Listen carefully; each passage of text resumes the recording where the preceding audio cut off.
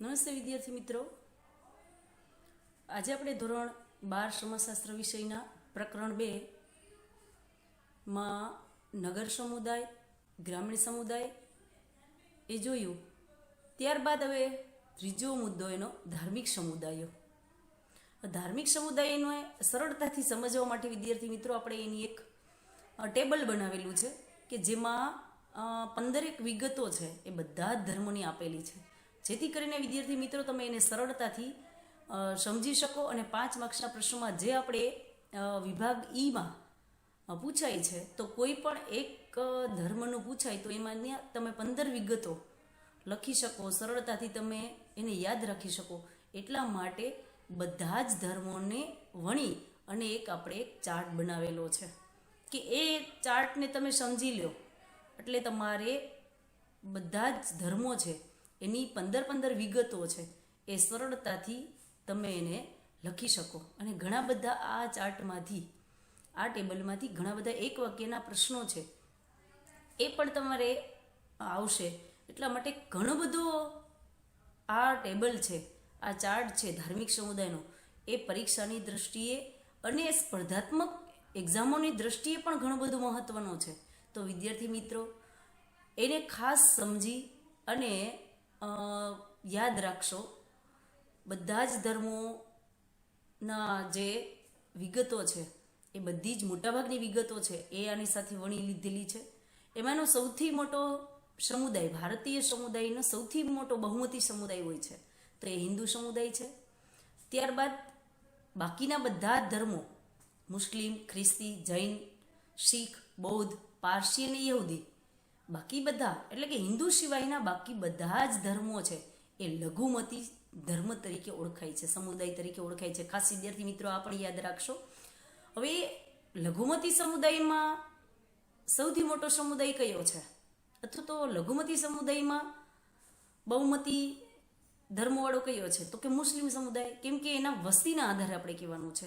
ભારતમાં જે ધર્મની વસ્તી વધુ હોય એ ધર્મ બહુમતી, અને જે ધર્મની વસ્તીના પ્રમાણમાં ઓછી હોય તે લઘુમતી જૂથ તરીકે, લઘુમતી જૂથ, લઘુમતી સમુદાય આવો શબ્દ વાપરે તો પણ તમારે એ જ સમજવાનું છે.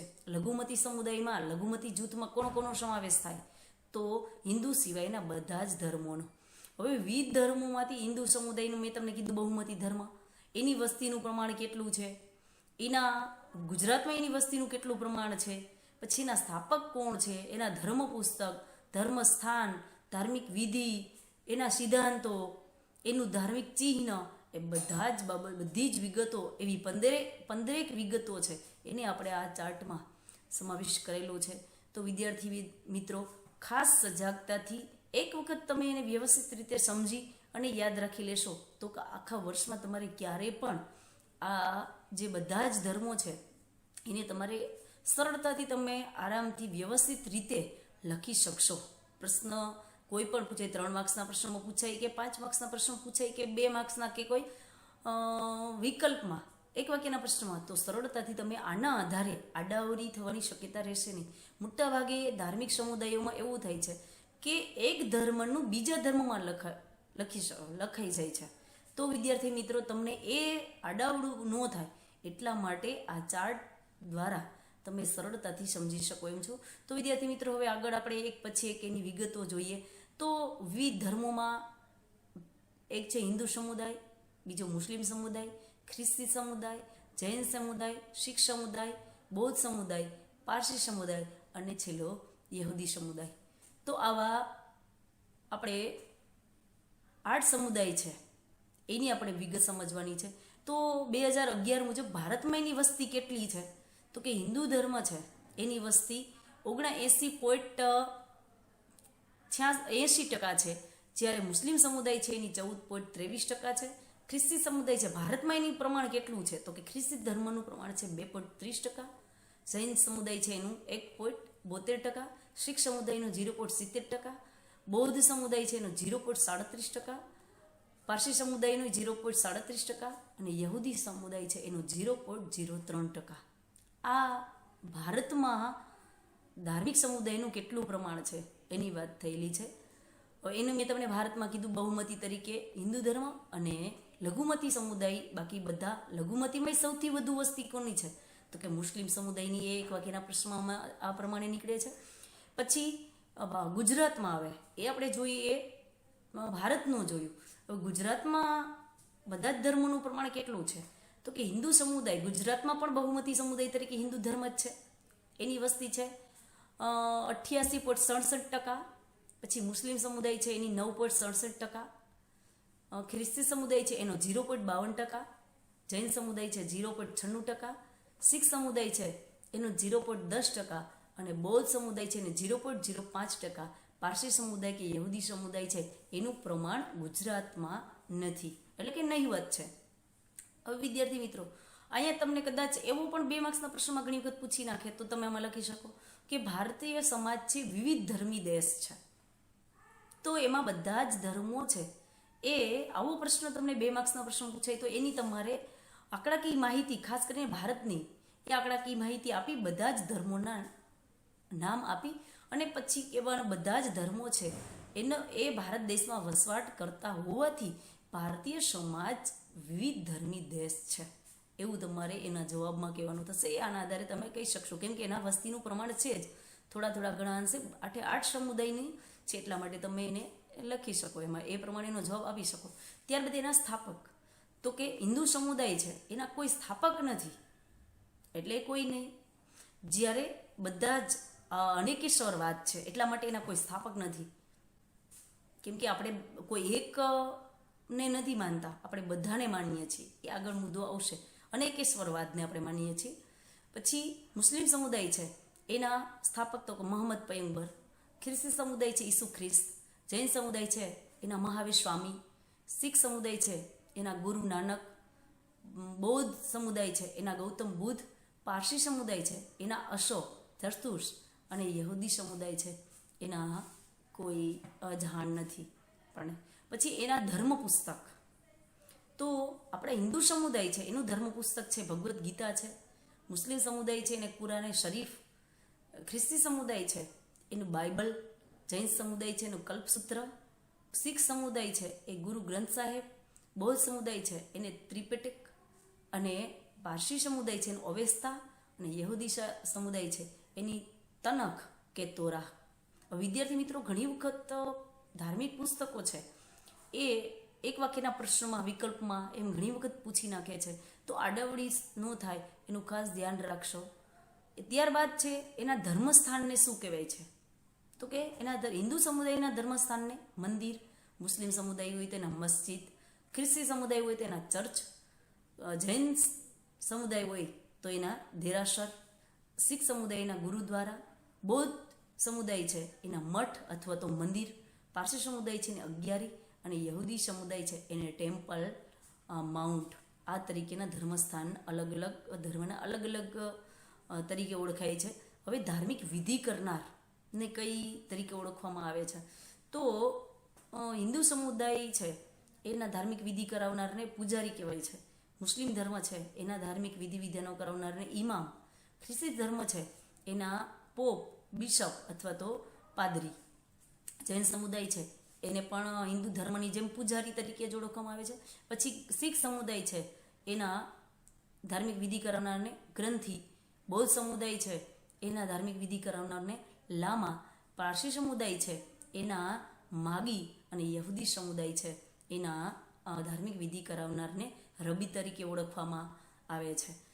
હવે આ પ્રમાણેનું એની ભારતમાં પ્રમાણ, ગુજરાતમાં પ્રમાણ, એના સ્થાપક, એનું ધર્મ પુસ્તક, એના ધર્મ સ્થાન અને ધાર્મિક વિધિ કરાવનાર, આવી વિગતો એ આપણે એના પછીની હવે વિગતને આપણે જોઈએ આગળ. તો એના વિભાગો, કેમ કે એક ધર્મ છે એની અંદર ઘણા બધા વિભાગો છે. તો દાખલા તરીકે હિન્દુ ધર્મ છે તો એના શૈવ, વૈષ્ણવ, શાક્ત અને સ્માર્ત, આવા 4 વિભાગો પડે છે. શિવ ધર્મને માનનારા છે એ શૈવ સંપ્રદાયના. વિષ્ણુ ભગવાનને માનનારા એ વૈષ્ણવ.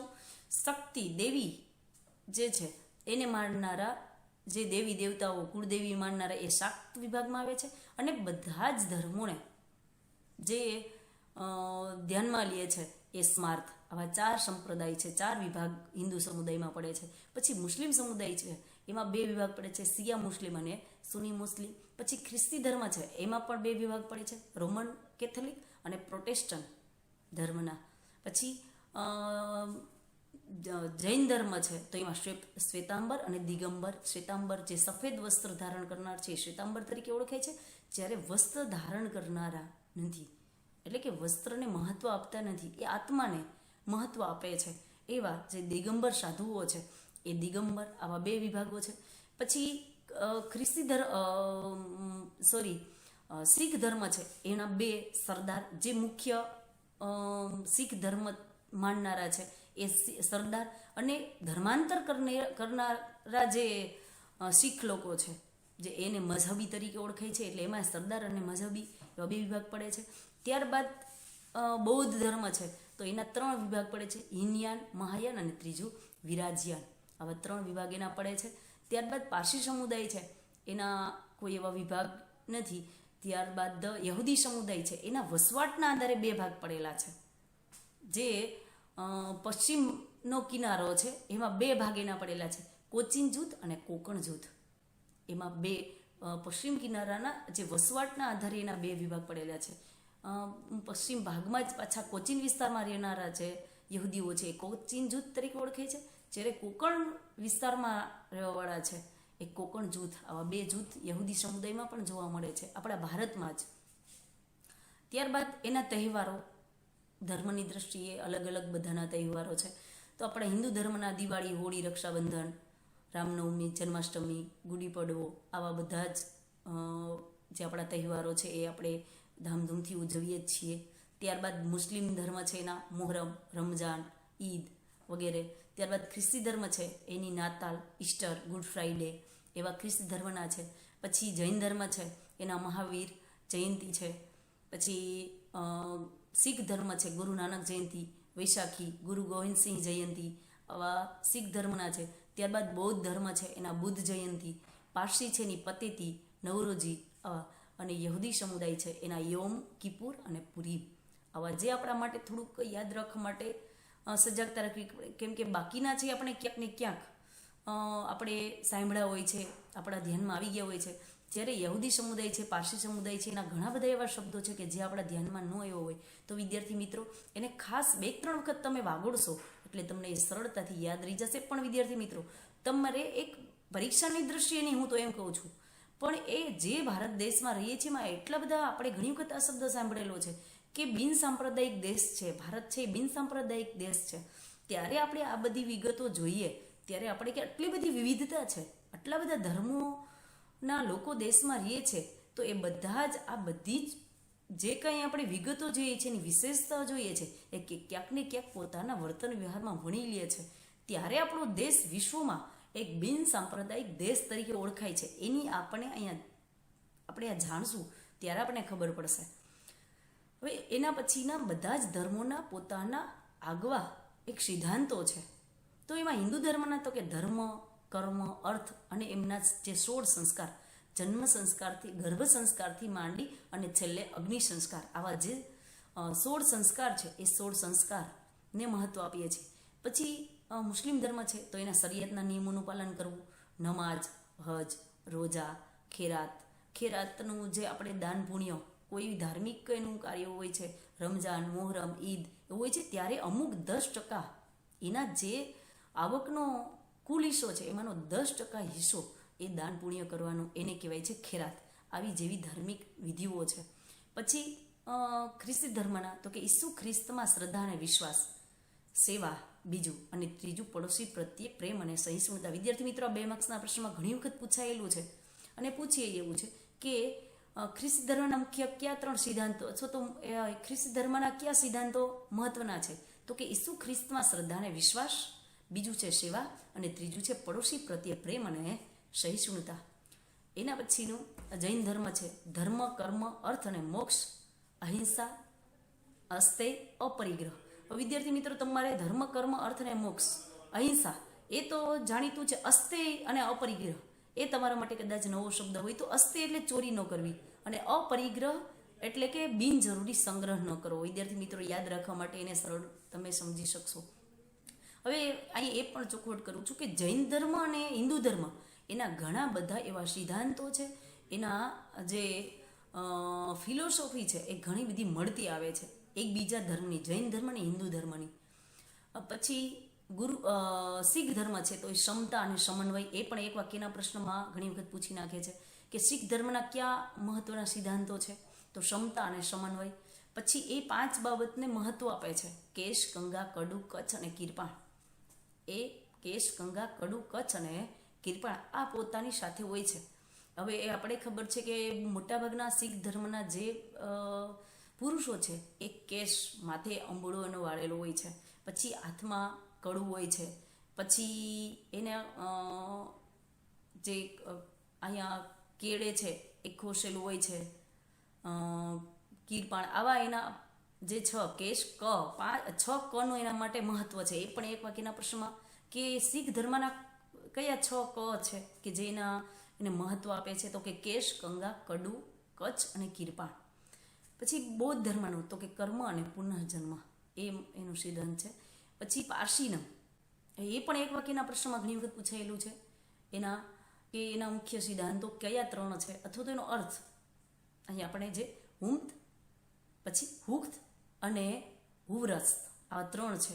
હુમ્ત, હુક્ત અને હુવ્રસ્ત. હવે એ એના પારસી શબ્દનું છે. એનો અર્થ છે હુમ્ત એટલે સારા વિચારો, હુક્ત એટલે સારા શબ્દો અને હુવ્રસ્ત એટલે સારા કર્મો. એનું આપણે પૂછીને કે હુમ્ત એટલે શું, હુક્ત એટલે શું અને હુવ્રસ્ત એટલે શું, એ તો એ તમારે સારા, હુમ્ત એટલે સારા વિચારો, હુક્ત એટલે સારા શબ્દો અને હુવ્રસ્ત એટલે સારા કર્મો. ત્યારબાદ યહૂદી સમુદાયમાં સત્ય, ન્યાય, શાંતિ, કરુણા, પ્રેમ, દયા, પછી જેહોવા અથવા યહોવા એને મહત્વ આપે છે. હવે એના મુખ્ય કાર્યો ક્યાં છે? જે ઉપરના સિદ્ધાંતો છે એના અમુક આમાં છે કે અમુક મુખ્ય કાર્યો એના છે. તો આપણે સમજીએ છીએ સ્નાન, દાન, સેવા. પછી એ સિવાય આપણે કોઈ તીર્થમાં જવું, જુદા જુદા આપણે ધર્મોમાં દર્શનાર્થે જવું, ભજનો, કીર્તન, એ આપણા હિન્દુ ધર્મના મુખ્ય કાર્યો છે. પછી એવી જ રીતે મુસ્લિમ સમુદાય છે એના નમાજ અને ખેરાતનું આપણે ઉપર એના સિદ્ધાંતો છે એમાં જોઈએ સમજી લીધેલું છે કે એના 10% હિસ્સો, કુલ આવકનો 10% હિસ્સો એ દાનમાં આપે. એ પછી નમાજ, એ 3 દિવસમાં 3 વખત નમાજ છે એ અદા કરે છે. ખ્રિસ્તી ધર્મ છે એમાં ચર્ચમાં જઈ અને પ્રાર્થના કરવી. પછી જૈન ધર્મ છે એ ઉપવાસને મહત્વ આપે છે. ધાર્મિક ગ્રંથો છે એનું વાંચન કરવાને મહત્વ આપે છે. પછી એવી જ રીતે શીખ ધર્મ છે એ ધાર્મિક કીર્તન, લંગર, સેવા ચાકરી. લંગર એ આપણા માટે નવો શબ્દ છે. તો લંગર એટલે જે આપણે સમૂહ ભોજન, હારમાળામાં સમૂહ ભોજન જે કરતા હોઈએ છે એને લંગર તરીકે ઓળખવામાં આવે છે. જેને આપણે બધા જ એક જ સાથે એક જ લાઈનમાં બેઠા હોય સમૂહ ભોજનમાં, તો એને કહેવાય લંગર. એવી જ રીતે જે બુદ્ધ ધર્મ છે એના જે સિદ્ધાંતો છે એ જ એના મુખ્ય કાર્યો છે. એટલે એના ફરી અહીંયા કાર્યો આપેલા નથી. એના પછી હવે જોઈએ તો અહીંયા એ સિવાયના જે આપેલા છે એના તીર્થયાત્રા કરવી, રોજા, હજ, ભૂલોની માફી માગવી, વાંચન વગેરે જેવા એના જે કાર્યો છે આપેલા છે. હવે એના ચિહ્નો જોઈએ તો હવે ચિહ્નો આપણી બુકમાં આપેલા જ છે, છતાં અહીંયા આપણું ઓમ છે. પછી એવી જ રીતે જે ચંદ્ર છે મુસ્લિમ ધર્મનું, ખ્રિસ્તી ધર્મ છે ને ક્રોસ છે. આવી રીતે અલગ અલગ. પછી પારસી સમુદાય હોય છે તો એની 11 છે. આવી રીતે અલગ અલગ એના જે ધાર્મિક ચિહ્નો છે એ પણ તમારે જો 5 માર્ક્સના પ્રશ્નમાં પૂછાય તો તમે એને દોરી શકો છો. તમે એમાં દોરી કે જેથી કરીને તમને એના વિશેની ક્યારે સ્પર્ધાત્મક એક્ઝામમાં કોઈ ચિત્ર આપેલું હોય ને એના આધારે કે કયા ધર્મનું ધર્મ પ્રતીક છે તો એને તમે સરળતાથી ત્યારે જવાબ આપી શકો. ત્યારબાદ એની યાત્રા બધા ધર્મનું, તો કે કાશી, પછી મથુરા, દ્વારકા, સોમનાથ, રામેશ્વરમ, આવા જુદા જુદા ભારતના ઘણા બધા એવા યાત્રા કરવાના સ્થળો છે. પછી મુસ્લિમ ધર્મ છે તો મક્કા, મદીના, અજમેર વગેરે. મક્કા આપણને ખબર છે વિદ્યાર્થી મિત્રો કે મક્કા જે હજ કરવા જઈ આવે છે તો એ હાજી તરીકે ઓળખાય છે. અને દરેકે દરેક મુસ્લિમ વ્યક્તિ છે એનું એવું હોય છે કે મક્કા એક વખત આપણે હજ કરવા જાય. એવું જેવી રીતે આપણે કેમ ગંગા સ્નાનને હિન્દુ ધર્મના લોકો ગંગા સ્નાન છે એને મહત્વ આપે છે. આપણે એવું માનીએ છીએ કે ગંગામાં સ્નાન કરી લીધું આપણે મોક્ષ મળી જાય છે, આપણા બધા જ પાપ ધોવાઈ જાય છે. એ મુસ્લિમ ધર્મ છે એ જુદા જુદા મસ્જિદમાં હજ એટલે કે નમાજ પઢવા તો જાય છે, પણ એનું હજ મક્કા છે, મક્કા મદીના જે મક્કા શહેર છે ત્યાં એ હજ માટે જાય છે. તો એ એના ઘણા બધા પુણ્યનું ભાથું બાંધીને આવે છે એવું માને છે, અને ત્યાં જઈ આવે છે એટલે એ હાજી તરીકે ઓળખાય છે. ત્યારબાદ ખ્રિસ્તી ધર્મનું તો કે મુંબઈ કેરળનું એર્નાકુલમ છે, એ મહત્વનું યાત્રાધામ છે. પછી જૈન ધર્મ છે એનું આબુ છે. પછી મહુડી પાલીતાણાના જે શેત્રુંજય પર્વત ઉપર ઘણા બધા જૈન દેરાસર આવેલા છે તે. પછી શીખ ધર્મ છે એનું સુવર્ણ મંદિર છે એ. બૌદ્ધ ધર્મનું છે સારનાથ, સાંચી, બોધિગયા. બુદ્ધ ભગવાનને જે બિહારના વૃક્ષ નીચેથી જે જ્ઞાન મળ્યું હતું તો એ સ્થળનું નામ છે બોધિગયા. અને પારસી ધર્મનું અહીંયા આપણને જાણમાં નથી, જ્યારે યહૂદી સમુદાય છે એનું જેરુસલેમ છે. હવે જુદા જુદા ધર્મના વ્યક્તિઓ છે એણે એ ધર્મમાં પોતાનું ઘણું બધું યોગદાન ફાળો છે આપેલો છે.